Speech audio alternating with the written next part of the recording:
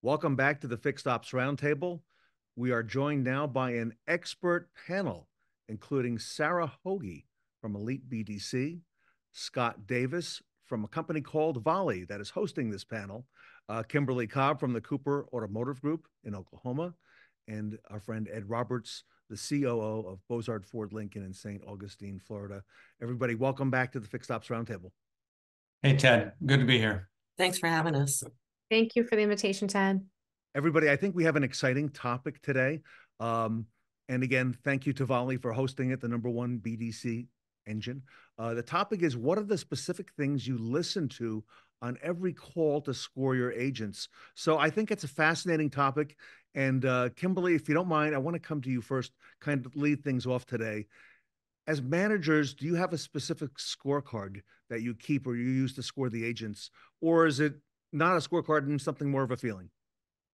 Well, Ted, it's something that's evolved over time. We started this centralized fixed operations BDC about 5 years ago, and it was just part of the process. And we're extremely process driven. And I have 10 things that I want touched on or covered or said or felt even in each phone call by the customers that is relayed by the BDC agent. I can go into them if you want me to. You know what? Yes, let's cover some of that low-hanging fruit. Absolutely, yes. Okay. To me, the #1 thing is the upbeat, friendly greeting that has some enthusiasm behind it. The worst thing you can get, is ABC Motors. This is Kim. How can I help you? So I score that heavily. A positive confirmation after the customer states what it is they need to have done. And we use a lot of power words and phrases like, absolutely, it's my pleasure. You've reached the exact right person to take care of that. Something that the customer doesn't hear anywhere else when they call for service or help or any kind of assistance. The third thing is we inquire if the caller has visited our dealership before and absolutely either thank them for their return business or thank them for choosing us. Then obviously to gather the customer information and then determine what service the customer would like to come in for. After that's done, to keep a relationship between the customer and the dealer, we try to get every customer back with their same advisor if there's been a change in staff or whatever. So we do determine the advisor that they worked with on a previous visit or one that they prefer to work with, if there is one. One of the most important things we do after that is set a time frame expectation for that visit, because what you don't want is somebody coming in for a main shop or some type of repair thinking they can wait on it for an hour and a half and they're going to be out the door. We try to make sure that the customers understand that their quote appointment is actually with their service advisor to check in and go over the needs that they're visiting for that day. It's not when the vehicle's going to go in the shop and things like that when it comes to repair and maintenance. And, maintenance is a different ballgame, but repair and diagnosis are definitely, you've got to set the time frame. We determine their transportation needs, whether they'll be waiting, they need to take advantage of our shuttle, or whether we have loaners or rentals available. Then they determine the appointment date and time. And then we recap these appointment things with the customer. And one thing that I am a stickler on is I like to have the customer's name used a minimum of 2 times in the appointment process, whether it's first name, whether it's Ms. or Mr.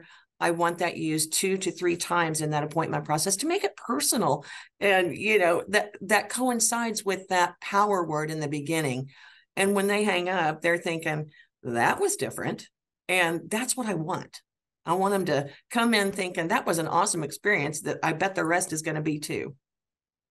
Kimberly, if I can ask as a follow-up, how long did it take to develop these power phrases, this list, and how do you teach that? How do you train that? Because I think Sara will agree that's something we'd want every dealer doing. Absolutely. It did take a little bit, but honestly, Ted, I kind of did it right from the beginning. It was something that as a previous service manager for different brands myself, things that I had incorporated in my departments. And so I carried them over, but I kind of amped them up quite a bit. That power word, we have lists, and we'll even have games, guys, here's 3, use these 3 today, just to get them to step outside the norm, because every now and then I'll hear all day long, of course, my pleasure. And I'm thinking, you know what, let's break it up a little. And so we'll play a little game with it, and they have fun. The customers, get a kick out of it if somebody says incredible or something like that. So it did take a little bit to refine it and to train on it. Every one of my agents, they do, along with mirroring someone, sitting and watching, observation, they get one-on-one time with me, and I have a process manual that has every bit of information that they could possibly ever want or need at a fingertip. So, and these power words are in there. This process is in there. The way to, avoid maybe a phone call that's not going as great as you would like it to be, how to handle that customer. So, for me, everything is so process driven, and it has worked really well. Sara, you work with a lot of dealerships, some of the best dealerships around the country. What are your thoughts on a scorecard? We have a scorecard. If I install a BDC or train and educate a BDC, we always discuss what items need to be covered on a scorecard. And I love what Kim said, because every single item that she pointed out, those are exactly what we look for when we are grading calls as well. So I'm going to take Kim's scorecard, but I'm going to add a couple items that we also do within our call center. So first of all, we mystery shop all of our agents. We don't really let them know when it's coming. It's very off the cuff. I will tell you, their mystery shops for us, and Kim, maybe this is part of your compensation, but I look at it that you should be graded on, and your performance or your bonus structure should be based on a mystery shop and what your calls sound like. That's the only way sometimes agents perform, is if you make it part of their compensation. If not, they don't find it to be as important as you do. So if you want your goals to align with your agents, you need to make sure it is structured with their compensation.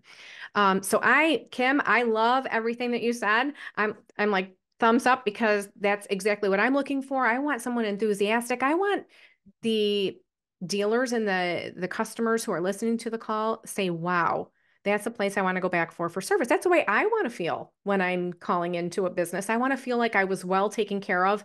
And let's be really, really honest. I think a lot has changed since COVID when it comes to taking care of people and being there for them. So for us, for our agents, there's a couple things that we look for. Is the call articulate? Are you articulate? Is there any background noise? And do you sound empathetic? Because let's be really honest, customers don't mind buying a car, but they certainly mind servicing it. And I'm a former BMW service manager. Those repair orders 15 years ago were $1,000 a car every time they came in. So we have to make sure that we sound empathetic to their needs. The other thing I noticed, I live in Orlando, but I have a 585 area code in my phone. What we have really noticed is many people throughout the country now are transient. They're not from their area, they're from another area, and none of us want to change our phone numbers, right? So it's almost like changing your social security number at this point. So we make sure that we verify their first name, their last name, because last names are changing all the time. Some of us are using our middle name on social media because you've had some changes going on in your personal life. So we have to make sure we know their first name, their last name, the best phone number to reach them for service updates for their car when it's in for service, as well as an email address, and as well as their home address. The main reason why we all know for service CSI that the phone numbers and the email addresses change. No, none of us do that when we're afraid we're going to have a bad CSI score. Please, I was a former service manager, service advisor. I knew when I had to change contact information so I wouldn't get a bad CSI score. So we make sure that Ed's laughing. He's like, I know, I have no idea what she's talking about. We make sure we have all relevant contact information. We also take a look and go, is this going to need a part? There is nothing worse than someone who has already come in for diagnosis, but maybe we didn't order the part, or they want a part, but we haven't diagnosed it yet. I don't want to bring a customer in who has already been in here last week and have them come back in and then we don't have the part. That is just catastrophic for CSI and for a bad review. So we look and go, okay, if they're going to come in and do something for tires, do we need to order the tires or are they bringing the tires in? And B, if not, do I have to do a warm transfer call to parts to get the parts ordered for tires? You can do preventative damage control here. So it's all about preventing and providing what you consider to be, we're not average BDC, we're elite. So we have to show that we are elite. Okay. No one wants average. So do they need to bring tires or do we need to order them for them? Most importantly, with the drop off, our perception of drop off is we're going to drop off the car and it's going to be dropped off for the whole day. I can't even tell you how many customers. We now thank you for the tools of Volley. Thank you for doing that for us, Scott. But if a customer chooses a drop off, we have a text message that goes out that says, you'll be leaving the vehicle with us for the day. We will have it diagnosed after 5 and speak to your advisor about an update after that. That has put out so many fires because with Volley's help, we can actually see if they opened up the text message. Super, super great because it prevents all of those fires. So we describe what a drop off is and that you'll be leaving it with us. And we may just get through the diagnosis, but you're leaving the car with us for the day. A drop off is not a waiter. So I laugh, Kim, because Kim's probably like, yep, I know exactly what that's like. And Ed's like, this is my everyday at work. So those are a couple things that we review. And then also some of the franchises out there offer valet services. So you have to make sure that if you offer valet services, do we know what address we're picking up the car at? Do we know where to go or who to get the keys from? We have some high-end people out there. If a former BMW service manager, am I picking up your car from you, from your workplace, from your secretary? Where am I picking up the car? Most importantly, I want to make sure that they can assume control over the call and that they don't need to get in touch with another service advisor or service agent, that we're keeping everything with us as much as possible before we turn over that call. And if we do, it's a warm transfer. If you don't know what a warm transfer is, that means you're calling someone, making sure they're on the other end of the phone before you are just blind transferring the call over and you don't even know if somebody has picked up the phone yet. I always like to make sure, Ed, you might like this, that our goal is to make sure that we're increasing the labor hours per repair order. I'm a former service manager. I want to make sure that if I'm going to get them in, I'm going to get them in for everything while they're in. So did we check your car for a recall? Have all recalls been done? And if there's anything that was declined in the past, is there an opportunity for me to add that in? Or I know you're booking for a 45,000 mile oil change, but you're really due for a service too. So why don't we schedule you for a higher maintenance while you're here? It's very hard to do that if the expectation, like Kim said, the expectation is that they came in for an hour, but if we have the opportunity to get them for 2 hours, do it while they're here and not after they've already arrived, because the likelihood is very slim. Time is something that we all cannot put a dollar value on, and we have to get them in while we can for their time. And then just reviewing everything. I can't even tell you how many service customers we say, when you arrive, make sure you pull up to the door. I have found if you physically, mentally drive them to the service building, they are emotionally and mentally prepared as to what needs to happen, especially in those northeastern stores where they're driving in the middle of winter in a snowstorm. If they know that they can pull right up to the garage, and that they can pull right in, that's all set. And absolutely, some of your states have inspections. Please make sure that if you do have a state inspection, we do add that on to the states that require inspections so that the customer doesn't need to come back next 2 weeks from now and get their state inspection covered. Get it all done in advance. So so it's a lot. A lot of people say, well, that's about a 5-minute service call. Yes, if you have done your service call right, you should be on the phone with the customer for 5 minutes, because that's relationship selling. I am taking a lot of notes, Sarah and Kimberly. Talk about a scorecard. This is great. Now, Ed, okay, I got to come to you because you've got a very busy shop. You've got, I know you'll give me the exact number. It's over 100 technicians now. Plus, you've got the 10 mobile units going up to what, 45, 46 units this spring and this year. Ed, and you're out there meeting customers on their terms. Ed, your thoughts on the scorecard, and is it different at Bozard? Well, I got to tell you that both of these gals are engaged, and you brought some A players here for this, because I mean, just listen to what Kim said a few minutes ago about using some power words and whatever else. Where that comes from, what tells me is they are listening to phone calls, because you hear someone that's having fun doing those things. When they're having fun doing those things come out naturally. And then when you can train that for others to do it, they start having fun. It becomes part of it. So I won't rehash all of what they talked about, and it's all very valid stuff and very good stuff, and I love hearing it. Some of the things that I want to talk about that we do in addition, just for efficiency, is we use our security cameras to put a television up in our BDC so they can look up and see if the advisor's on the phone, if they're with a customer, whatever the situation may be, so that they're not calling that customer or calling that advisor trying to get them while they have somebody else there, or maybe they're not even at their desk. And it helps with that warm transfer that Sarah talked about. And if we see that they're with someone, we don't want to interrupt that transaction, because that's a transaction happening in itself, and it's a live transaction happening in person. But this is the introduction to our store, so we want it to be as seamless as possible. And so having that information there for them to see it is key. And then Sarah talked about letting them know where to go. We have 3 different service drives here, whether it's Lincoln, Ford, or it's Quick Lane, and that's education. And they could show up here because these places are intimidating. They don't come here all the time. They come here once, maybe twice a year. They need to know where to go.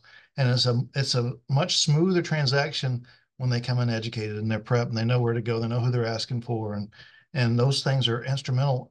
And those things stick when you go back to what Kim said about making that connection, making it personal. When you make it personal, the caller gets more engaged, and you can make those things stick. So all those things that was talked about is key. I had all kinds of stuff written down. They've done a phenomenal job of hitting those things. And if you listen to calls, if you have a BDC and you listen to calls, these things will be highlighted. You will have calls that you could use as training tools of what to do. I don't recommend using the ones that don't go so well of what not to do, because you're really bringing somebody else down there. But you can talk about that in a verbiage standpoint. You don't have to replay those. But the ones that go great, that's a great accolade for the person that did that call, and it shows the others what's possible.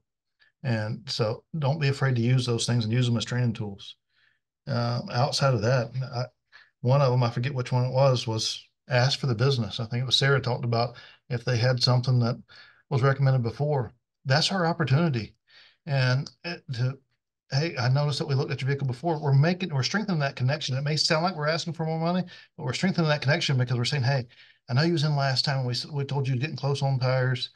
Have you done anything with that yet? If so, we take blah, blah, blah, whatever it may be.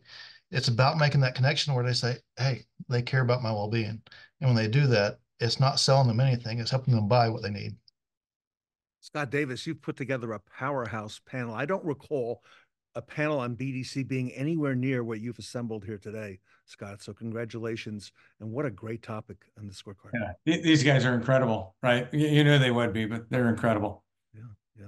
Amazing stuff. Now, I would assume, Kimberly, you've got, you have used the Volley platform, and I'm going to ask Sarah the same question. I think I know the answer, but Kimberly, you're a client of Volley? I absolutely am, and a very proud one. I just finished my year-over-year numbers, obviously, because last month we started a new year, and wow, my increases were dramatic.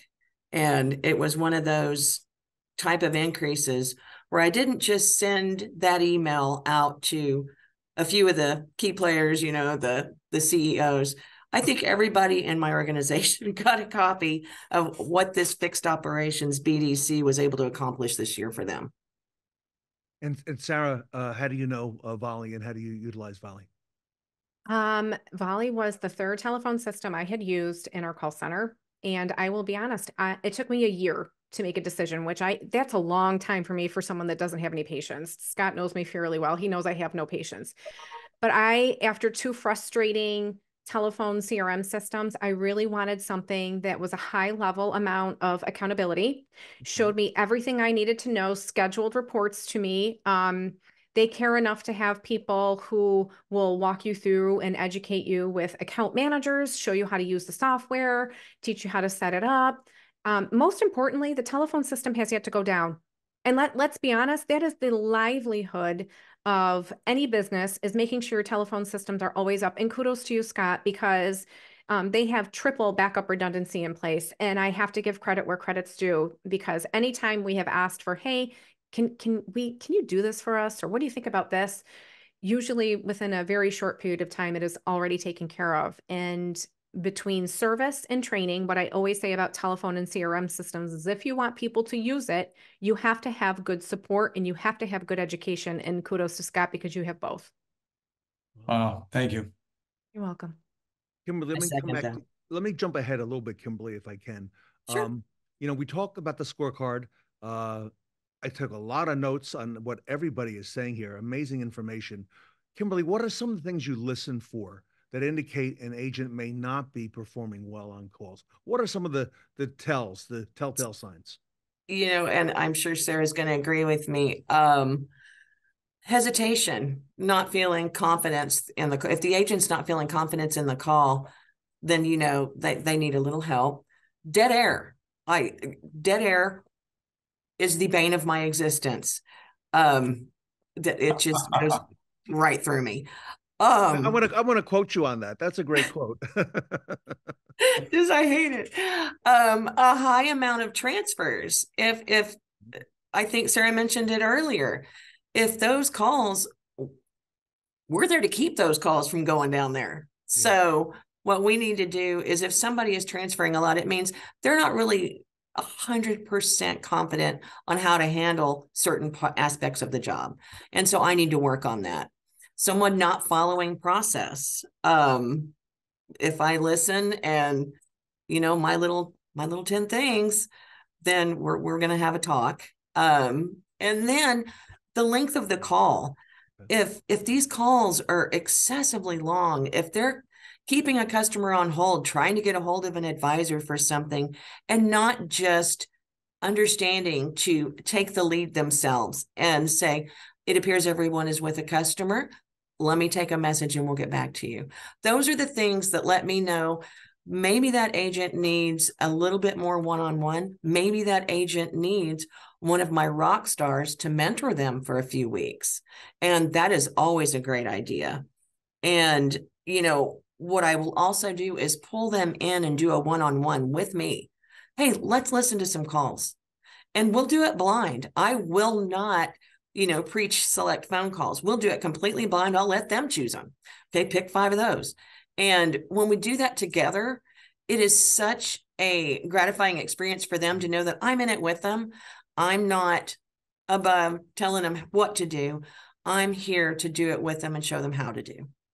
Love it. Great checklist. Sara, let me ask you the same question. Things that you listen for that indicate the agent is not performing well. I have to give kudos to Kim. Excellent job. I do want to do a couple different things. I just did an exercise with my entire call center today, and I said, everybody close your eyes. I'm going to put a stopwatch on. When you believe you have hit 30 seconds, I want you to raise your hand. You're going to have half of the class raise their hand at 15 seconds. A couple hit the 30-second mark and a couple hit the 45-second mark. At 30 seconds is where your customers are hanging up going, they forgot all about me and they're not coming back.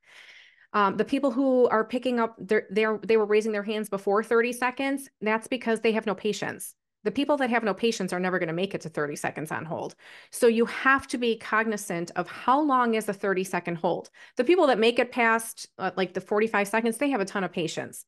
That is 25% of our customers now. They're so used to getting everything that they need at their fingertips whenever they want. So A, did you put your customer on hold for too long? B, when I meet like dealerships and I can see that they're trying to push a sales BDC agent into service or a service BDC into sales, The first thing I say is, I don't mind you guys trying that, but let's be honest. How come your sales consultants are not in the service department booking repair orders? And how come your service advisors are not out selling cars? It's a very specific job. And you can try to have them do both.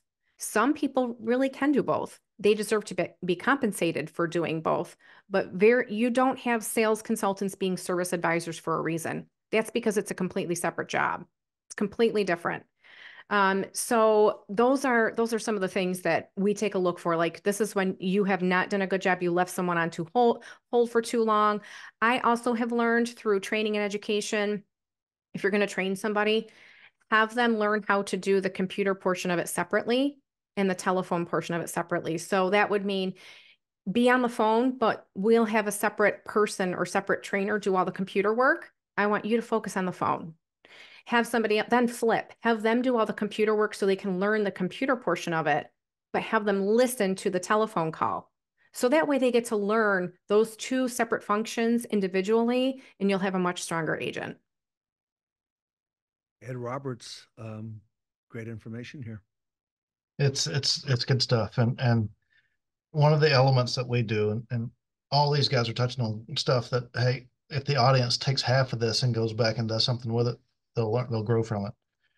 Our BDC manager is inside. We're in-house BDC. Our BDC manager is inside the BDC, and we're always listening to demeanor and tone and all those elements so that we don't get 10 calls down and where we'd miss those opportunities, because that's our introduction to our store. We're able to intervene in that instantly, maybe even in that same phone call, or maybe call that customer back. And so there's opportunity to train often, early and often. And when you do those things, you intensify the level of what's in the room. And then if you are listening to calls, you have the opportunity to have the call of the month. And yes, it is random. You're not going to listen to all of them, but it creates a little bit of a competitive atmosphere where they're chasing it. And when they're chasing it, that's when we all win. Scott, I think you'd agree that it's that body language and that tone of voice over the phone that are so much more important than just simply the words. It's not what you say, but it's how you say it, and all the things that we're hearing here today. Yeah, I mean, no question. And we're working on a product to help programmatically score some calls so they can quickly listen to what they need to and save them time in there. And so we've listened to a lot of calls. I can tell you the tone really matters, the speed at which they're going. Are you slowing down enough just so you can listen? Those calls convert better. We can tell. I'll be redoing my 10 million call study on the next roundtable, but those really matter. I guess the last point, because I can't add anything that these three superstars already said. It's really, really, really, really hard to listen to yourself on a phone call. And it's not meant to embarrass anyone or anything like that. If you're not regularly coaching your agents by listening to calls with them, you're not only, you could be helping the dealer, but you could help these people. Ed talked about how these are entry-level jobs for, that's their way into the dealership. So by you not listening to these calls to help them be better at their job, you're hurting them as well. It's so hard for people to hear themselves on the phone. It'll be hard for me to replay this recording after the show. I can't wait. But you need to take the time to do it. If you're not, you're doing better for the dealership, and you're doing much better for the employee. So, well, everybody, I have to tell you that over the last 2 years, the phones are the #1 topic at the Fixed Ops Roundtable. #1, far and away. We hear it all the time, and we have CEOs of companies who I recall the CEO of an OEM on the show recently said, "You know what? I went to call so-and-so dealership, one of their dealers, and we need someone to pick up the phone at that dealership." And it is so important. So, Scott, tell us a little bit about Volley. That you are the #1 BDC engine, continuing to grow, make great strides. How does our audience reach out to you, Scott, to learn more about Volley, the Volley platform? Because you've got some of the not just the greatest, but the latest out there in terms of resources to help dealers. Yeah, thanks. Volley is BDC software for automotive dealers, and of course, automotive call centers that for those dealers who don't want to make those calls. Sales and service BDCs, it's an all-in-one solution where we manage the data. We help them campaign the data inside and out. So on an inbound call, it'll pop who the customer is, which will improve the experience on an inbound call. When they're not an inbound call, it'll serve up the dealer or the dealer's customer who they most want them to call next. So it's an all-in-one solution. They can contact us at go to volley.com. They can call me or email me, scott@volley.com. And that was just great to be on today, Ted. Thank you. And you see all the information on the ticker down below here on their event today. So, Scott, I want to thank you for hosting this panel. I know you're coming back to do that million call study, but Scott, I got to tell you, you almost have to come back and do this panel part 2 again, because this is that good. So let's do an extra panel at that next event, because we got to bring everybody back, because this is some of the best that we've seen. So amazing. Yeah, no question. These guys are incredible. I want to thank Sara Hoagey. Sara, great to have you on the roundtable. Thanks for having me, and hope to see you soon. I know. Hope to meet you soon. Yes, absolutely. And Kimberly Grubb from Cooper Automotive Group, thank you so much for all you do for our industry. And, it's my pleasure. Great work and great resources you're sharing. And Ed Roberts, you know, continuing to be better and better. So thank you for all you do, my friend. We learn together. Thank you guys for being on here. Yeah, we do. And Scott Davis at volley.com, best in the industry, everybody. Reach out to Scott. And on behalf of the Fixed Ops Roundtable, everybody, thank you for all you do for our industry. Thanks, guys. See ya. Bye, everybody.